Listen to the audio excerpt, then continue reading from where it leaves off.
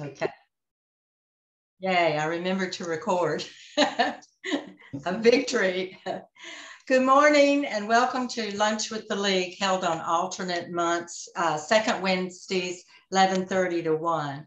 I'm Suzanne Ellsbury, co-president of the League of Women Voters, Charlotte-Mecklenburg.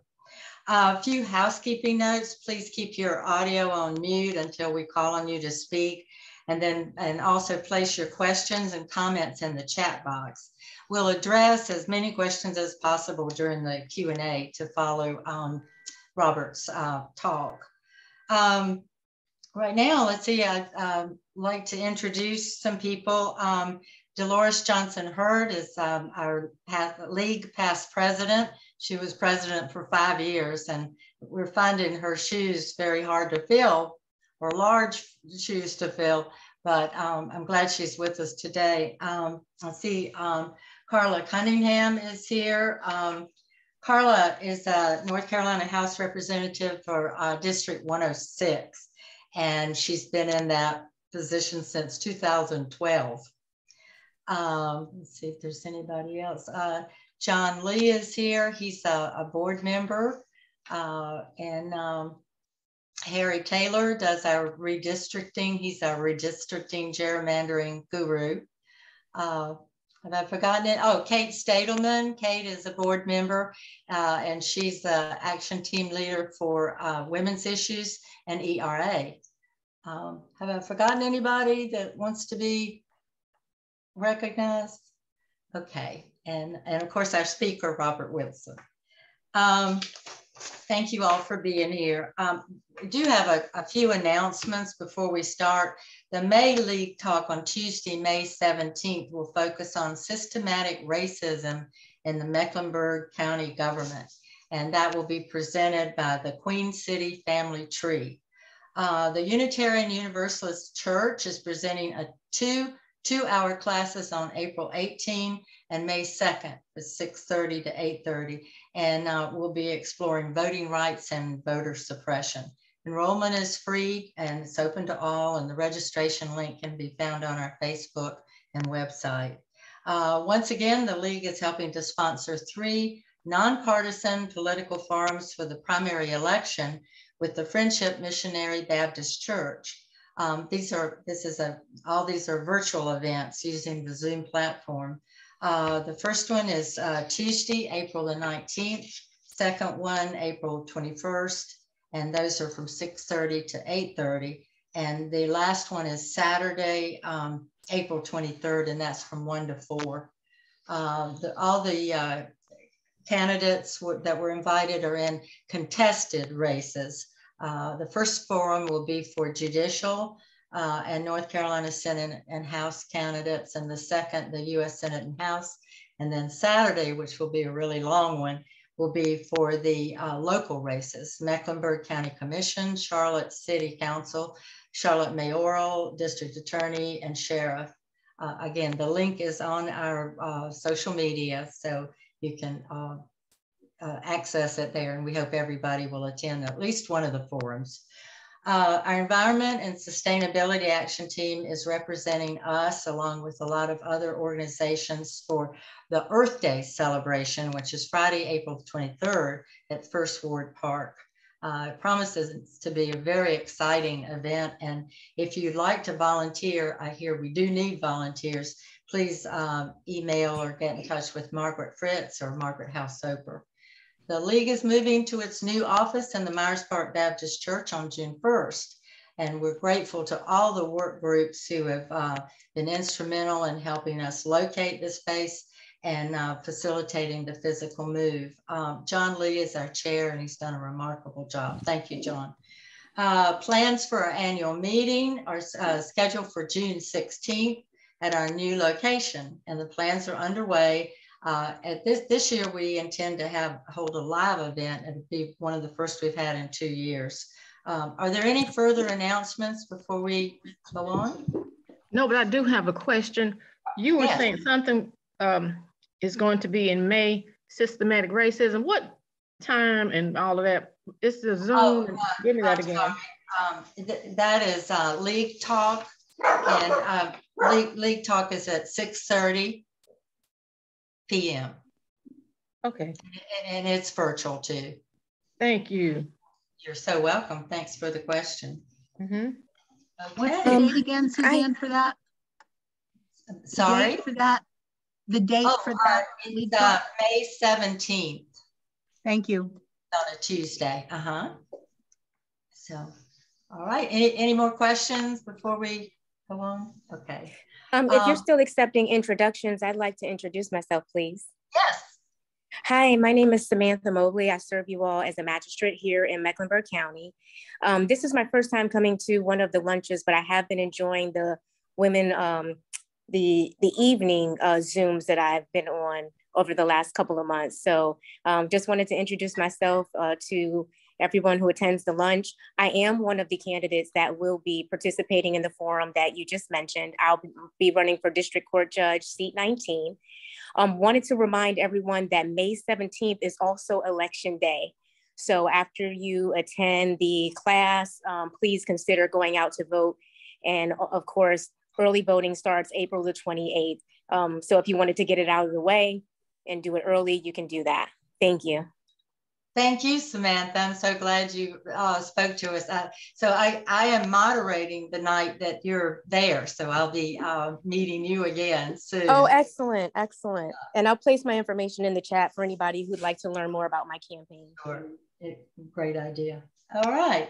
I am delighted to introduce today's speaker, the former North Carolina Assistant Secretary of State and Chief Legislative Liaison, Robert Wilson. Robert, his name says Tiffany Taylor, but I think everybody realizes that that's Robert. He was a 2016 candidate for Lieutenant Governor, and he retired in 2012 from a renowned 30-year career in state government, where he spent much of his time winning bipartisan support for legislation, promoting unity, and advocating for increased diversity. Mr. Wilson enthusiastically supports teachers, better quality schools, and a living wage through enhanced labor practices. He counts among his many awards the Order of the Longleaf Pine and the Laurel Wreath, all of these presented by North Carolina governors. The sports fans among us will be interested to learn that he played on the championships Bronco basketball team of Fayetteville State University in the 72-73 CIAA. I am proud to say Mr. Wilson is a fellow member with me serving on the Carter Center's North Carolina Advisory Council. And now, without further ado, I present to you Robert Wilson. Well, thank you so very much. Can y'all hear me? Yes. Yes. Okay. Thank you so very much for allowing me to speak to you this afternoon. To Madam Chair Lady, to members of the Board of Directors, to staff, members of the League of Women Voters, other guests, ladies and gentlemen. It is indeed an honor and a privilege to be able to be here with you and to be able to converse with you about the past, the present, and the future. I am most humbled to be asked to join you today. As you are aware, the League of Women Voters was formed to help women take a larger role in public affairs after they won the right to vote. For over a century, the League of Women Voters has encouraged, informed, and championed active participation of citizens in government and influence policy through education and advocacy. Without question, the League of Women Voters has represented the best of society. My congratulations to you for a job well done and a job that you will continue to do. After years of misguided leadership, and we only have to look at recent events to remind ourselves of how irresponsible and how disunited we are as a nation. Two well-known examples of this are the January 6th insurrection and the brutal questioning at the recent confirmation hearing of Judge Ketanji Brown Jackson. But the most troubling aspect of that is the blatant disregard that we are now seeing from one party for the rule of law, morality, humanity, and yes, respect. That is reflected in the conduct of our national and local leaders, and in many instances, major state institutions. So let me begin our conversation by discussing 3 topics that I believe are critical for the health of our well-being and our democracy and freedom. Without these pillars, it is my belief that we are one vote away from losing our freedom. We must never forget that freedom is not free. Freedom must be guarded, fought for, and protected from generation to generation, because there will always be those forces that will seek to undermine and destroy our democracy and our way of life. The 4 pillars that I want to discuss with you today briefly, and I understand that there will be some Q&A at the end of this, so I promise not to tarry and hold you long. But the 4 pillars that I would like to discuss with you today are: 1, voting right; 2, social justice; 3, diversity in government; and 4, free and fair elections and election nullification. Regarding voting right, there has always been, and there always will be, those that will challenge the right to vote. There will always be people that will try to suppress your right to vote. And this has been going on since 1870. And whether you call it poll tax, literacy test, the grandfather clause, or white-only primaries, these are the tactics that were designed to keep Black folks from voting in the 90s. Today, in this century, some people are trying to make it difficult for all minorities to vote, as well as the majority to vote. Whether you call it voter ID, purging names from the voter roll, reducing the number of voting places, reducing the number of voting hours that you can vote, intimidation at the polls, violence, and yes, trickery. These are some of the new ways that people seek to suppress minorities in participating in voting. It is all adding up to voter suppression. I would tell you that let's kind of go back a little bit here and understand how we got to this point of voter suppression. When you go back to 1864, the Emancipation Proclamation, which actually gave freedom to Black folks here in the United States and allowed them to vote. That was basically the beginning of a new era in the United States of America. And what happened was we basically got off to a situation where minorities, Black folks, were Republicans from 1870 up until the New Deal. Black folks were Republicans.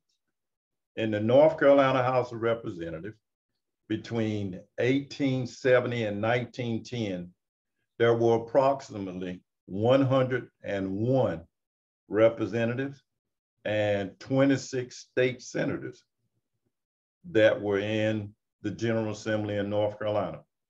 All of them were Republicans. We ended up in a situation where the Democratic Party became more active in participating and trying to recruit and allow minorities to participate in their party. And it was the New Deal under President Roosevelt that brought minorities basically to the Democratic Party. It is my contention that whatever party that has the largest number of the majority numbers of minorities in their party, there will always be the other party that will fight them over that, because the minorities within a party make the difference between winning and losing. And it is very, very important that people understand that voting is basically one thing, and that thing is power. What we do when we vote for people is we authorize them, or we give them power to set standards by which we think we should live and be governed by.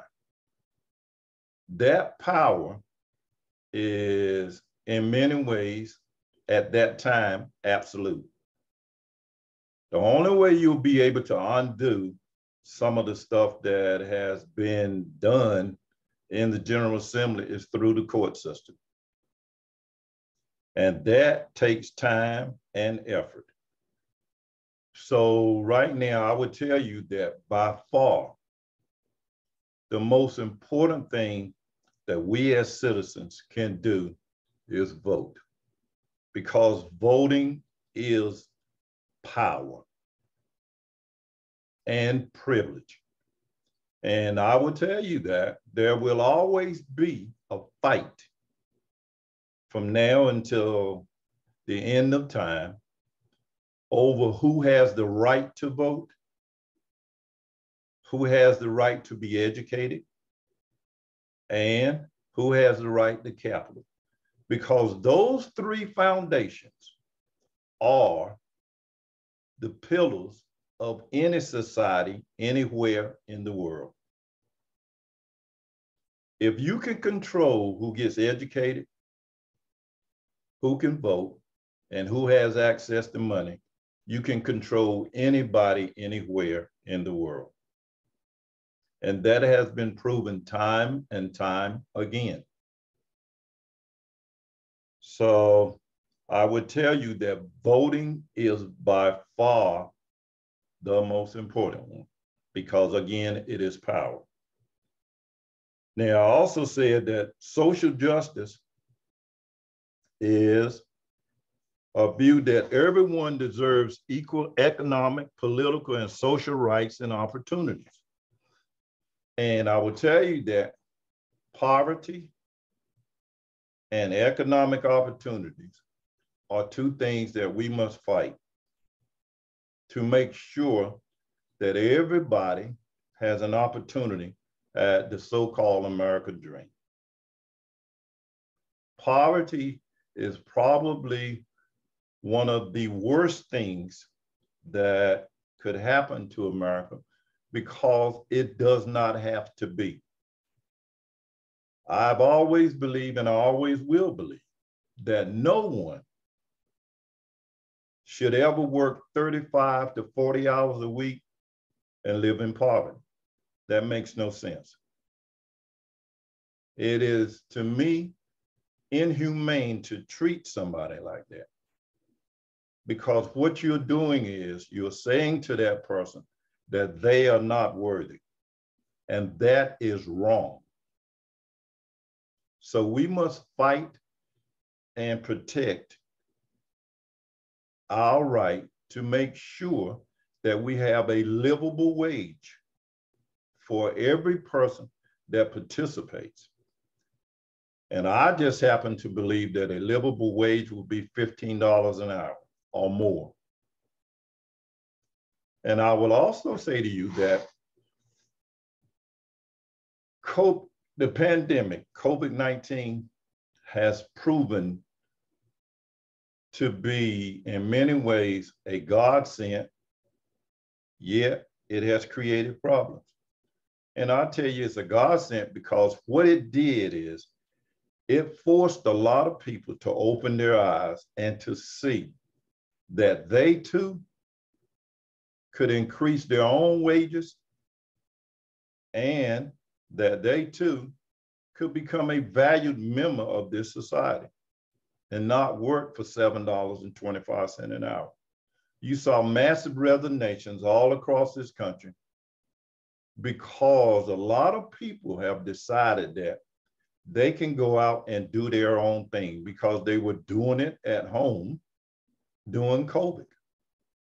And they can get paid a better wage by going out and doing their own thing. So what you're seeing now is, and I checked with some of the folks in the Secretary of State's office, we have seen a large increase in the number of corporations, smaller corporations and smaller companies that have cropped up since COVID. And they are beginning to make their way into society. And I think as they do that, they will make our society a little bit better, because you're seeing now those employers that are left are now having to raise their wages to make sure that they can get a decent, and in many instances, just to get an employee. I think that is good for our society, and I think it is good for society as a whole. Also, I'd like to discuss with you a little bit about diversity in government, which is by far one of my most cherished ideas and concepts about what should happen in government. And the reason I say that is, I have never been one that believes that one particular group or one particular race has been given the authority to govern anybody. I've never believed that. I've always believed that everybody, if the playing field was level, would be able to compete. And if everybody is given an opportunity to compete, it will make our society better. There are many people that today believe that if you limit the amount of people that participate at the round table, so to speak, and when I say the round table, these are places where major decisions are being made, then you can control it because you are the one making all the judgments. And to a point, I agree with that. But I also would tell you that when you broaden that table and you bring men, women, black, white, red, yellow, brown, irregardless and irrespective of their sex or their race or whatever, you broaden that table, you bring in a better idea and concept about what this world is about, how we can make it better, how we can make it function better, and how we can live better as one people. Because I've always believed that there was never but one race anyway, and that was the human race. And we are all part of that one race. So I would also tell you that diversity is an outstanding tool that will help with the betterment of our society. And I want to say that the last Supreme Court justice, this last young lady that was elected to the Supreme Court, will make a tremendous difference in this country. And let me explain to you why. The Supreme Court, there are three different branches of government: the executive, the legislative, and the judicial. The legislative are the ones that make the laws, and the judicial are the ones that decide the constitutionality of those laws. And I believe that now what you're going to see out of our Supreme Court is our Supreme Court now, with the seating of Judge Brown, will become the conscience of our nation. And let me tell you the reason I say that. For the very first time, we now have 4 women that are on the Supreme Court of the United States. Those women are Judge Sonia Sotomayor, Judge Elena Kagan, Judge Brown, and Amy Coney Barrett. Those are 4 women that are now on the Supreme Court that will bring a different view and concept of how this world is supposed to operate, as well as bringing the opportunity to present a different view on the court and a different mindset on the court. I will tell you that I've never been one that believed that people fear you, not because of your color of your skin. They fear you because of the content of your character and your ability to think and reason. I've always, I read a book about Jackie Robinson, and I remember there was a saying in that book that said, when the manager was talking about Jackie Robinson, he said, well, what you don't understand about this is people are not worried about Jackie Robinson.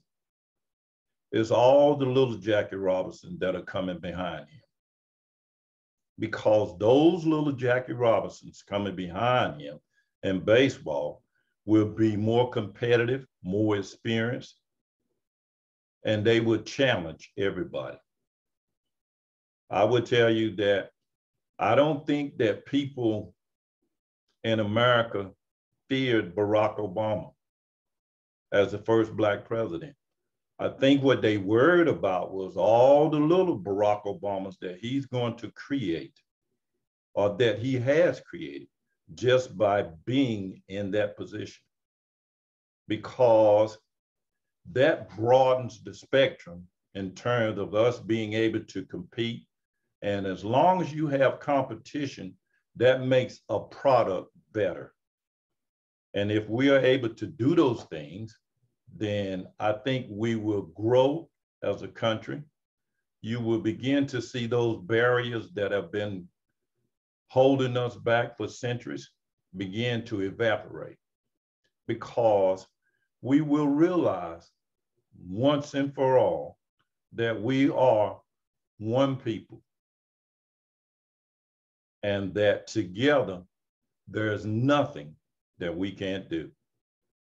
I understand that we're supposed to have a little Q&A afterwards, so I don't want to get talking too much here, so I'll just open it up for a little Q&A. But again, thank you very much for having me, and I am very much humbled to have been able to participate with you.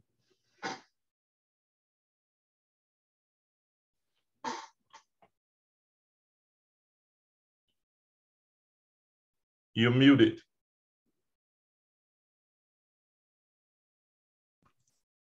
I'll never learn. I said that was wonderful, and I learned a lot. Also, if you have questions, just put them in the chat box, and we'll keep a check on them. But I have a few to kind of start us out. What do you think must be done to ensure the voting rights of all North Carolina citizens? Well, I think that the best way right now is to pass the John Lewis Voting Rights Act. And the reason I say that is what that act does is it modernizes and it revitalizes the Voting Rights Act of 1965. And there is a provision in that bill that I think is critical, which I think happened a couple of years ago when the Supreme Court took away the pre-clearance part of the Voting Rights Act in 1965. I think pre-clearance is critical, not just in those states that have had a pattern of discrimination in terms of voting, but also what we have seen in the last 2-3 years has been, there have been over 500 bills introduced across this country that will put barriers in the way of voting. One of the biggest barriers I've seen is in the Arizona ruling, where they were talking about the ability to vote, and they now say, after the Arizona ruling, that there are two things in that ruling that are very worrisome. Number one is you can no longer be able to cast an absentee ballot without one of your relatives being there to take your ballot. Plus, there's a big part in that Arizona ruling that I think people are going to try to question all over the country, because I think the 2022 election is going to be the most chaotic election we've ever seen. And another part of the Arizona ruling is, in that ruling, it said that if you cast a vote outside of your precinct, that vote can now be thrown out. So if you voted outside of your precinct, according to the Arizona ruling, they can now throw that vote out. So out of precinct voting is going to be a major problem going forth until we get that cleared up or rectified. Thank you for your answer. It leads me to, I agree that in 2013, they virtually gutted this Voting Rights Act. And then these other states kind of followed the lead and passed these very suppressive voting laws. And they particularly target people of color. Do you agree with some voting rights activists that this is Jim Crow 2.0? Yes, I think it's Jim Crow 3.0. And the reason I say that is, anytime you challenge a person's right to vote, and you do it with not the intentions of trying to make things better, but trying to make sure that you can maintain power or control, then you are taking and chipping away at our democracy. And it is wrong, in my opinion, to do that. So yes, I totally agree that it is Jim Crow, but I say Jim Crow 3.0. Thank you. Could you give us your views on how gerrymandering is such a difficult issue to solve? Yes. Gerrymandering, which is when people try to draw districts, or they try to set up an election so that their group will win or their particular party will win, irrespective of who they are and what they stand for. I think gerrymandering is such a difficult issue to solve because it is about power, control, and privilege. It is not about good government like it once was. Gerrymandering is when political groups try to change a voting district to create the results that help them and hurts the other group. Some people call it cheating. Some people say it's deceitful. They say it's fraud. They say it's dishonest. And it is corrupt. I agree with all of that.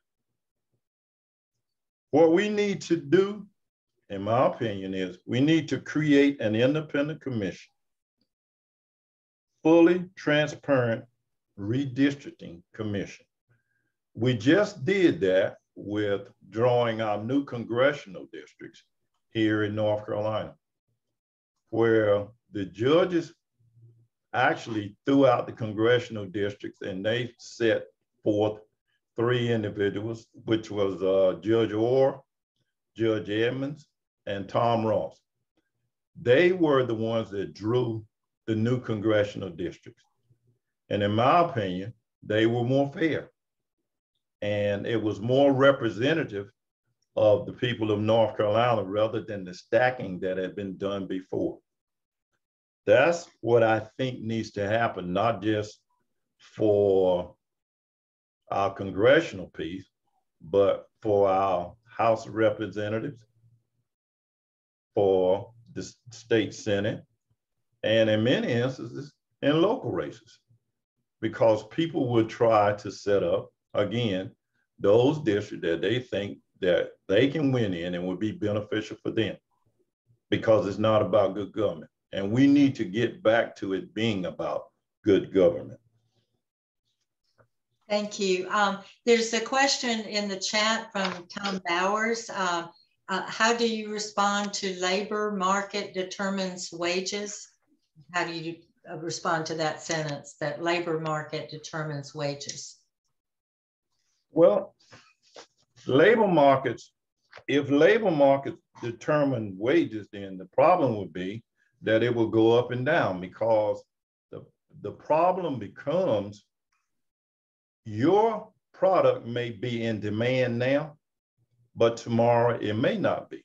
So if you're going to pay somebody according to how your product is doing now, then $15 may not be an adequate wage, especially if you're making millions and billions of dollars. And on the same hand, if your product takes a dip and goes the other way, then you can't take and then change the wage because your product has taken a dip. That's why I say $15 an hour is a livable wage. Well, that leads me into the next question that I had. North Carolina's poverty rate is the 14th highest in the nation, while our economy is rated 12th highest. What do you suggest can be done to address this disparity? Well, the very first thing that I think we need to do is deal with internet connection, rural internet connection. Now, let me tell you why. Number one, internet connection will provide a valuable tool for rural North Carolina and will serve as a bridge to help create that link for the divide that we have now in North Carolina. Whether people realize it or not, there are still 2 North Carolinas. And internet connection is critical for the ability to function and to be made whole in a lot of counties. There are counties right now, I would tell you that, especially in terms of education, where kids have never had access to the internet. There are some counties where kids still have to go sit in the parking lot at Walmart or whatever that big company is that has an internet connection where they can do their homework. That's wrong. And we're better than that. Broadband should be a top priority in rural North Carolina because it does several things. Number one, education, because we now have, if we think about it, we now have a generation of kids in the 2nd grade that never went to the 1st grade. They never set foot in a public school because of COVID. And those kids now are sitting in the 2nd grade and they're not prepared to be in the 2nd grade. We have a problem right now in terms of our kids being able to have the fundamentals. Because when we look at the test scores that have been done in the last couple of years, in the third grade, there have been about a third to a half of the third graders in this state that does not perform at grade level. That is wrong. We must do better. If a kid does not get the fundamentals to start with, he will more than likely struggle throughout his entire life. I contend to you that internet will provide that educational tool for them. It will also provide an economic tool for those small rural areas.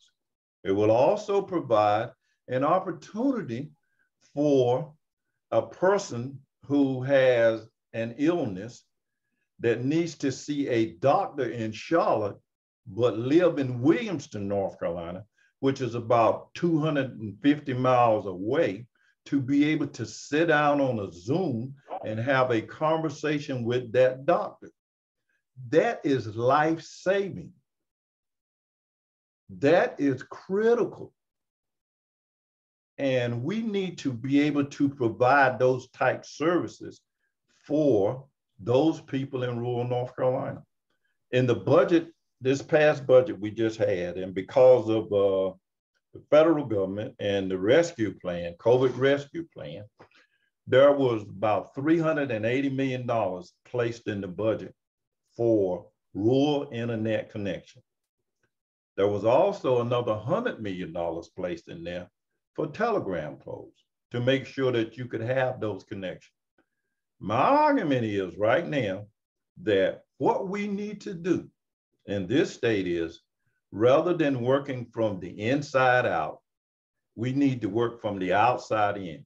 We need to go down to the coast and in those outer areas of the western part of the state, as well as the north and southern part of the state, those counties, and start building affordable and accessible internet connections in those counties and push our way inward rather than us starting on the inside and working our way out. Because normally what happens by the time you end up, the way that we normally do it is, by the time you end up with internet connection in a small rural county, there is no money because you usually have spent it all up.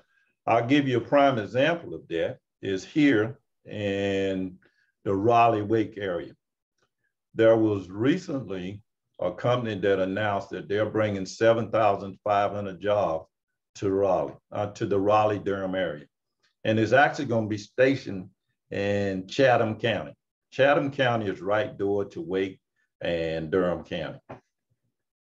They now will be a priority in terms of trying to make sure that they have internet connection in Chatham County.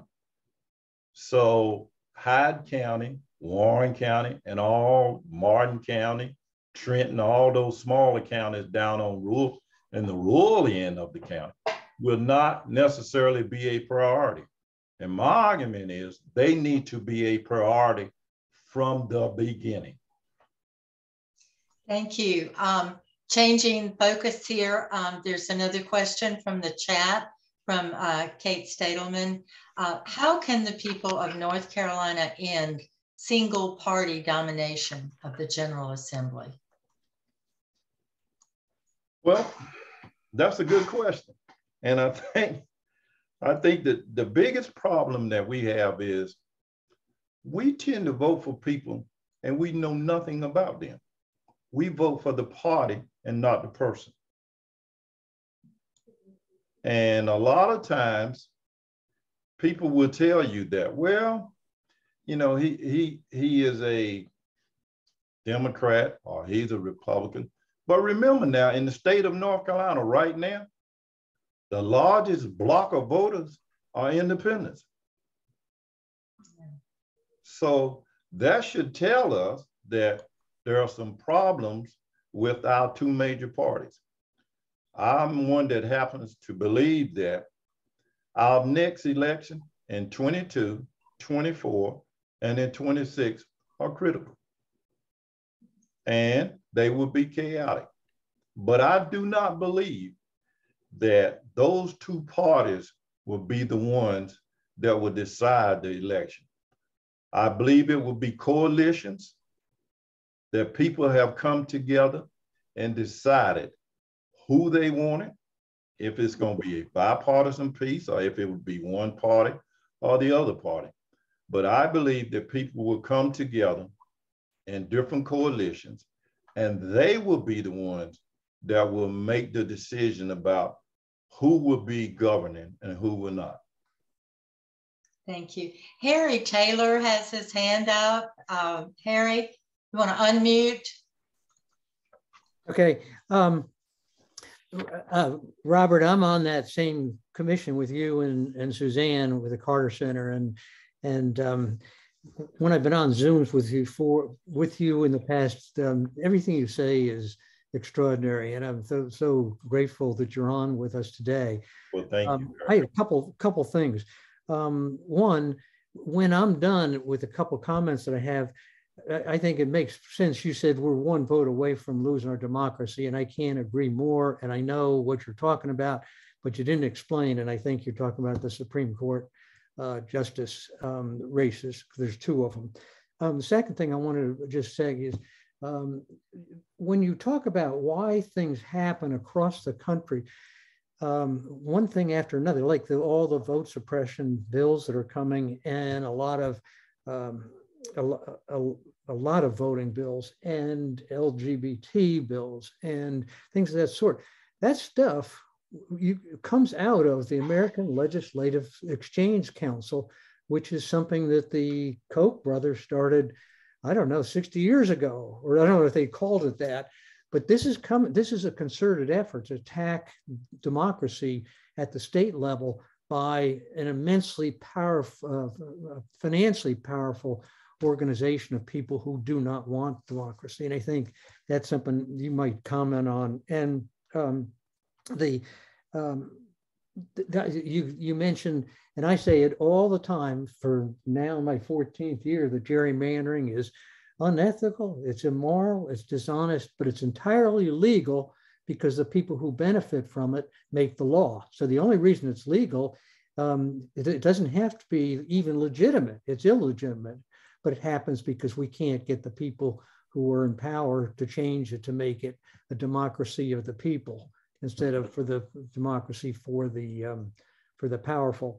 And the last thing I wanted to say is just to remind you, you talked about the judges, the experts that drew the U.S. congressional map, Bob Orr and Tom Ross and Bob Edmonds. That map is good only for this fall.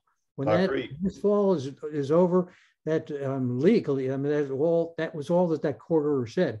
That means that this time next year, we are going to be right back in the battle to try to get a good map for the rest of the decade. And so those of you who think we don't have to worry about gerrymandering for the next 8 years, we do. It's coming up on us again like a freight train. I'll stop and let you comment on a couple of things that I noted to you. Thank you so much, Robert, for being with us. I appreciate it. Thank you so much for having me. And I would tell you that there's another part to this that we need to definitely pay attention to. Yeah. And that is the part where right now on the North Carolina Supreme Court, we have a 4-3 majority in terms of Democrats. If we lose that, then we're going to see some major changes in this state. And those changes would not be beneficial for us as a state.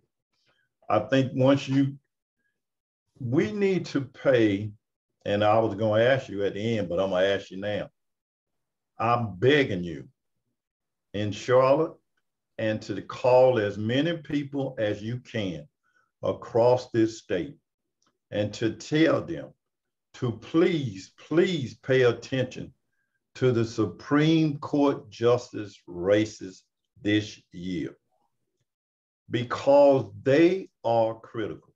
There are 2 judges that are gonna, I think, will be on the ballot in November that we definitely need to elect. That's Judge Edmund and also Judge Irvin. We need to make sure that we send them back to the Supreme Court, because if we don't, you're going to see, just like the Leandros case has now all of a sudden been made partisan, you're going to see voting rights, you're going to see women's rights, you're going to see other forms of what I call suppressive rulings being issued by the court, because you now have a Chief Justice that has showed you from the beginning that he is in fact a partisan judge. Judges should never be partisan. The rule of law should never be partisan. But he has shown you with the Leandros case, where he took a Democratic judge and replaced him with a Republican judge. Thank you. I think you may have already answered this question, but this ties in. Barbara Avard has a question. More than ever before, I believe the 2022 midterm elections are critical to the sustainability of our democracy. In spite of the numerous anti-voting law changes, what is your opinion as to how to get people out to vote?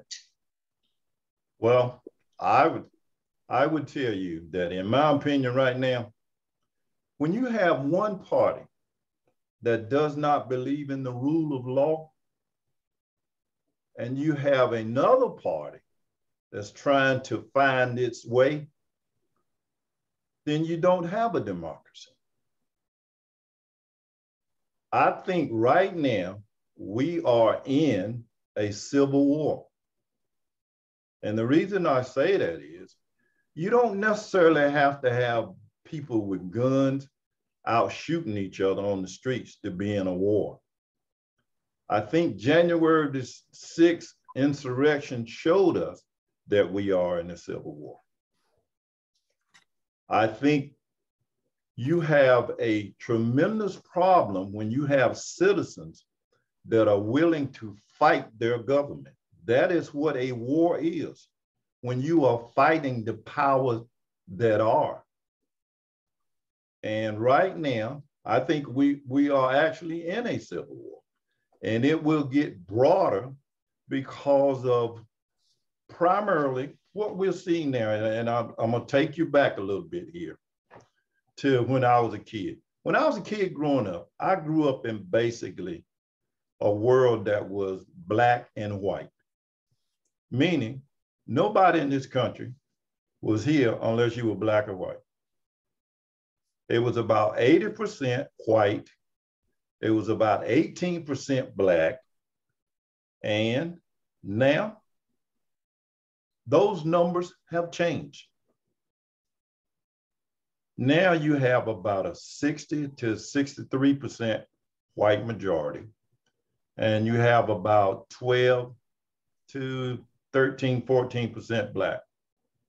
And as numbers begin to go down, people understand that their power base tends to go down because they cannot control what happens, because you now have a broader spectrum of people that will be participating in the process of voting. And there's no way, unless you get control of those 3 things that I told you in any society. If you get control of who gets educated, that's why we're having all these fights right now over our educational system. I think one of the worst things we have done to our educational system is we have introduced the voucher system into public education. Now, let me explain to you why. Number one, when you introduce vouchers and you broaden those charter schools, because one time up until about 10, 15 years ago, there were no more than 100 charter schools in this state. Now you are taking public dollars and giving it to charter schools. Those dollars that you take away are now having a crippling effect on the public school system. Now, some people say, well, if that's the case, then the public school wasn't doing its job to start with. I totally disagree. Now, let me tell you why. If the public school had the option to choose their own students, then you would see an entirely different public school system. When you take dollars from the public school system and you send them to charter schools, and those charter schools do not have to function the same way that a public school functions, you have crippled your own educational system. And that, my friends, is being done by design because they want to be able to control who gets educated and what type of education that you get. The public school system should never be rated at the expense of charter schools. If you want to go to a private school, I think you have every right in the world to send your child to a private school. But I also think that you need to pay to send your child to a private school. Because if you think something is better over there and you want your child to attend, you should not take my public dollars and pay for your private education. That is wrong. Thank you. Do you have any recommendations about Barbara's question about how to get people out to vote? You know, do we make telephone calls door to door? You said something about using coalitions to during the elections, or? Yes. I think what we need to do is we need to start coalescing together different coalitions, nonprofits, Divine Nine, the Masons, all of these different organizations. And we need to come together and understand that our democracy is at stake. Our way of life is at stake. I'm one who grew up in Jim Crow and segregation and freedom of choice. I grew up in all of this. I remember what it was like when you couldn't go downstairs to shop. I remember what it was like when you couldn't go in a certain part of town. And believe me, that was not exactly what you call living. I think one of the biggest problems that we have today is that for the last 10 years, we have gotten so hung up in trying to make a living that we have forgot how to live. You don't even know your next door neighbor in many instances. And when you forget how to live, you're losing your foundation. And once you lose your foundation, it's like wandering out in the wilderness. And we have got to get back to understanding that we are, in fact, one race, the human race. And we will be as good as we want to be, as long as everybody participates. But in terms of trying to get people to understand the importance of voting, you will never get them to understand the importance of voting until you talk to them, which means you're going to get out and you're going to knock on some doors and you're going to have some conversations with people and tell them, listen, you're going to vote if you don't vote or not. Because if you don't vote, what you get may not be what you wanted. And but that sort of segues into my next question, is that the League of Women Voters, along with many other nonprofit organizations, supports the initiative of diversity, equity, and inclusion. Can you suggest ways that we can ensure that we walk the talk? Yes, I would again tell you that you should partner with other organizations, set goals, and make sure that those goals are accomplished. Don't just set goals for the purpose of setting goals. Set goals that you know that you can accomplish, because you got to make the right choices now. We don't have time now to play around with the idea of maybe we'll get it right next week. No, we got to get it right yesterday, because we got everything's at stake now. So building coalitions, because I've honestly believed that it will not be the Democratic Party, the Republican Party that will make the difference in the next election. It will be those coalitions and those groups of nonprofit and profit or whatever, those folks that get out, knock on people's doors, have a conversation with people, and tell them why it is important that they vote, because their vote is in fact power. They're going to give power to somebody, and power is nothing more than control.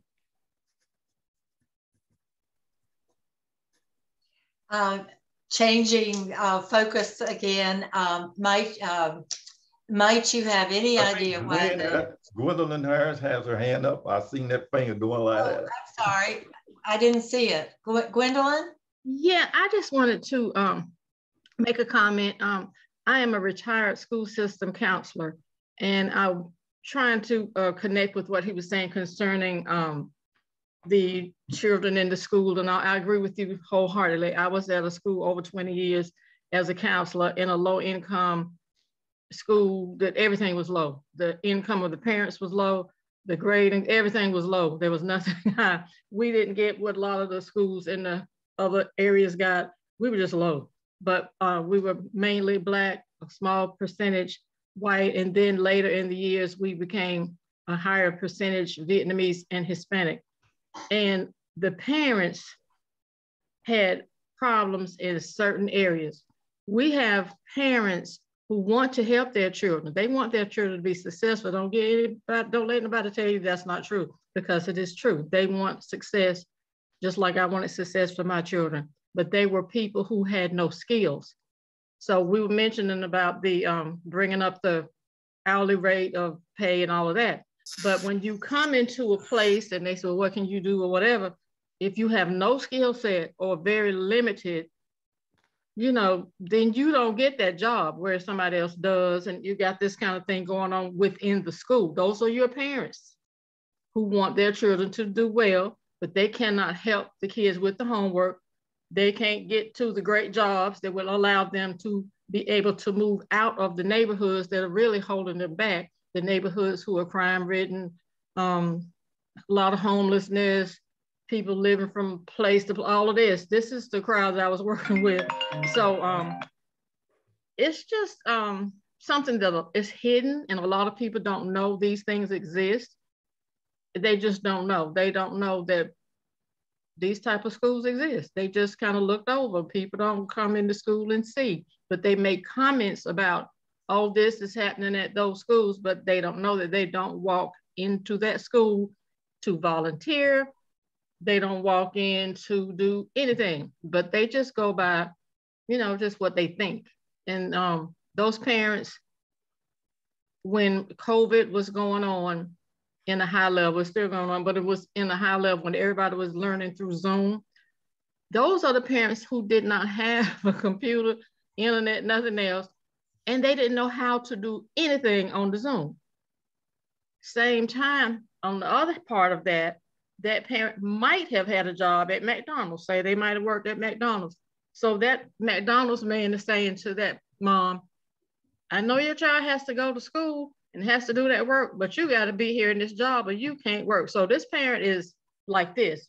Should I be home trying to help my child? I don't know how to do it anyway. Or should I be there trying to make a living at McDonald's? So these are our people who were just, you know, kind of lost in the sauce, you know, what you could say. So they were making these these decisions. And this is what we have out here that a lot of people just don't know exists. And a lot of people say ugly things about these parents and say, oh, they don't want to work and they don't da, da, da. But the bottom line is they are the group that don't have the high level skills that will get them a decent job. Decent meaning where they could be a homeowner or they could live, or they could move themselves out of the poverty type areas that we have or the crime ridden areas, and it could move themselves from living tripled up with other people, which causes a lot of confusion in the household, and then being able to get themselves a better place for their children. So people do not understand what a lot of these people go through, but they will say that they do. But what is your stance on that, sir? Well, I agree with everything you have said, Ms. Harris. And I will tell you that, in my opinion, the great equalizer is internet connection. Mm-hmm.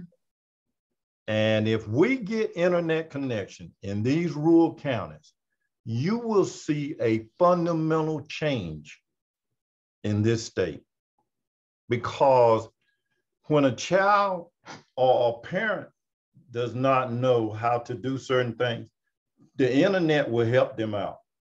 Mm-hmm. All right. I would also tell you that we need to go back to a point in time where there were trades that were taught in high school, mm-hmm. such as bricklaying, electrician, plumbing, things of this nature. Mm-hmm. We need to go back to that. And I would also tell you that I've always believed, and I always will believe, that I believe that the community college should be free mm-hmm. for everybody. All right. And I think that your universities should always be affordable and accessible to everybody. And if we would do those things, you will see a fundamental shift in this whole state, as well as this region. Samantha Mobley's had her hand up for a long time. Samantha, are you still there? Yes, I'm still here. Thank you for recognizing me. I just also wanted to agree with what Ms. Harris had to say. As a magistrate, when the work that I used to do early on would be with people who were looking to file criminal charges against someone or maybe file for a domestic violence protective order. And it would just break my heart, the amount of paperwork that I would receive where the adults were not able to even spell basic words or complete a sentence. And I'm not talking about sophisticated legal documents. I'm talking about documents that have been designed for people who have not, graduated from law school to be able to fill out basic information. So it always concerned me, like she was saying, who's helping the kids with their homework? Also, with parents having to choose between work or getting their kids to school, I see that a lot in truancy court, which is why I started working truancy court, was to try to help with our kids. I know our parents are struggling. Kids come to truancy court when they have missed a significant number of days of schooling. And some people don't realize that it's illegal. You have to have your kids in school. So in sitting down and talking with parents at the school, trying to figure out what are the barriers that are causing, the kids to not be here. And, work is a major barrier, having to choose between work and getting them to school. So I just wanted to agree with Ms. Harris and just say that it is real. It is. I had my children from my school were coming to that same court, but we had Judge Edie Williams when I was bringing them. Oh, okay. I absolutely adore her. I interned for Judge Edie Williams when I was in law school. Mm-hmm. But I would simply say one thing to that, Ms. Harris, and then to the young lady that just spoke. Understand that there is a direct relationship between your educational level and your income level. Mm-hmm. Yes. That's so true. And if we don't, I remember when Governor Hunt was lieutenant governor in 1972. In 1976, he ran as the educational governor. The educational level in Eastern North Carolina, as well as in the state of North Carolina back then, back in the early 80s, was about 3rd, 4th grade. When he left, the average educational level was about 8th, 9th grade. Now, mind you, Jim Hunt was governor for 4 terms. He's the only 4-term governor ever in the state of North Carolina. But in his 16 years, he was a strong advocate for education, all right, and for teachers. But he understood that there was a direct relationship between wages and education. If you're going to grow this state, you have got to give people an opportunity to better educate themselves. And one of the best ways I know to do that is the community college, all 100 counties, needs to be free. Your universities, they now have this program called NC Promise, where they're charging $500 tuition. And I would say, okay, if you got NC Promise for 5 of your universities, and there are 16, 17 of your universities, let's do it. If it's that good, let's do it for all of the universities so that everybody will have that opportunity. There is no excuse now, if you have internet connection, why you cannot increase your educational level, because you can take college online. You can take high school online. You can do whatever you want to do and be whatever you want to be online. There is no more excuse except for we do not have internet connection. And it is critical for our survival. Robert, you talked much earlier in the presentation about the minimum wage. North Carolina's is $7.25 an hour. Right. The very same as it was in 2008. It has not been raised. And considering that a worker earns about, making the minimum wage earns about $15,000 a year, and the poverty line for a family 16. Is 16, exactly. So what can we do to get our General Assembly to increase the minimum wage? Any ideas? Well, I think what you're seeing now is what they call the Great Resignation, where people are quitting jobs, and you now have all these openings. It is now forcing employers to raise their salaries just to get decent employees. All right. And you now are seeing people that are going to create competition for those employers. And as you create competition, you will make wages grow. Competition is good, but you have to make sure that you are giving those people that are going to be able to compete with you an equal and opportunity and an equal playing field. Thank you. We know that you are passionate about social justice. What specific issues facing us today would you identify that are the most concerning? And after you identify them, could you talk about maybe suggested ways of solving them? Well, I would tell you that the ones that I am most passionate about right now is criminal justice. And let me explain something to you about criminal justice.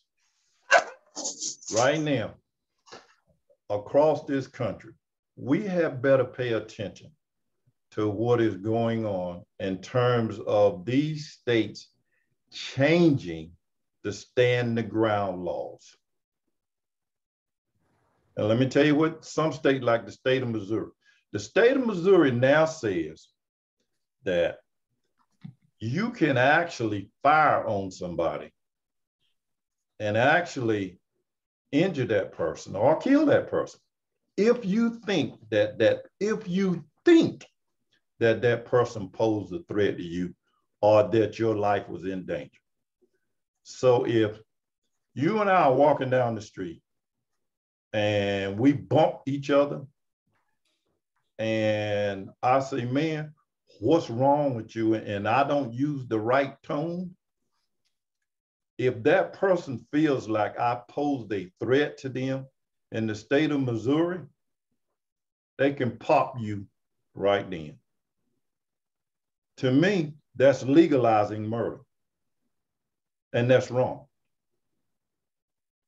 And in order to get the prosecutor to charge you, they now have to go through 47 different hoops to be able just to charge you and be able to prove that you did not think that your life was being put in danger. So we have better pay attention to these stand your ground laws in these states that are changing. And we need to pay attention primarily to the income gap and how it needs to change. Because again, like I told you before, I am a strong believer that nobody should work 35, 40 hours a week and still be living in poverty. That makes zero sense. It makes no sense whatsoever. So you can't continue to have people living in poverty and ask them to be productive citizens. That makes no sense. The two just don't match. Being productive and you're at the bottom of the scale and can't get out. The only way you get out of this is you got to provide me with some form of hope and some form of opportunity to get out of this. And I think we can do that.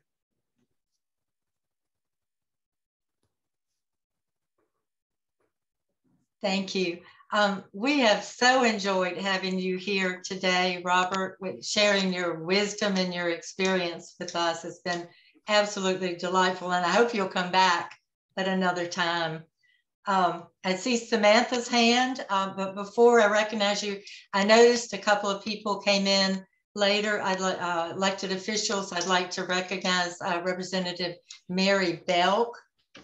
Mary is District, let's see, 88, and she was elected in 2017. Kevin Woodson came in later. Kevin is a former board member of the league, and he also is president of the Democratic Seniors. Anybody else want to be recognized before we go to the, Samantha's question? Okay, Samantha, you have the floor. Thank you for recognizing me. I was actually clapping my hands to just thank the speaker and agree with you about the great job that he did. Well, sorry, that was confusing. Sorry, my dog is barking at the deer outside, so I'm going back and forth muting. But if anybody have any comments or further questions, because we've got about 5 minutes, but we can close early if we need to. People may be hungry. All right, then. Okay. Could I yes. have about 1 or 2 minutes? All right. Sure.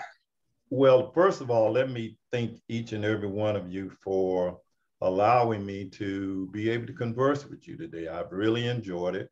And I hope that we've learned a little. I've learned a lot from you, and I hope that you learned a little bit from me. But I would also tell you that I'm begging you for two things. Number one, I want you to make sure that you talk to people all across this state that you know are your relatives, friends, or whatever, and tell them that we need to make sure that rural internet connection happens in rural North Carolina, and that it needs to happen yesterday because it is a matter of life and death. Because there are many people that if they could have known that they needed an antibiotic by talking to a doctor in Charlotte who could have diagnosed their symptoms versus the country doctor that they had that does not have access to internet and the most modern day medicine, then they would be here today. And I would tell you that that is critical. And I would also tell you that education is the key to everything we do. Without education, you will not function.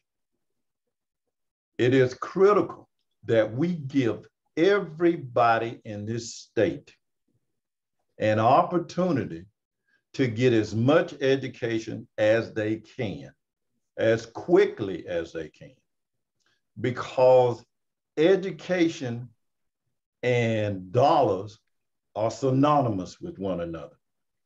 The more education you get, the better your opportunities are going to be in terms of increasing your wages. And please, please understand that nobody should ever work 35 to 40 hours a week and live in poverty. It is ungodly. I thank you again immensely, and I look forward to talking to you at a later date. And if I can help you in any way, please feel free to give me a call. Harry, you have a good one, buddy. Bye. Goodbye, everybody. Thank you for coming. Bye-bye.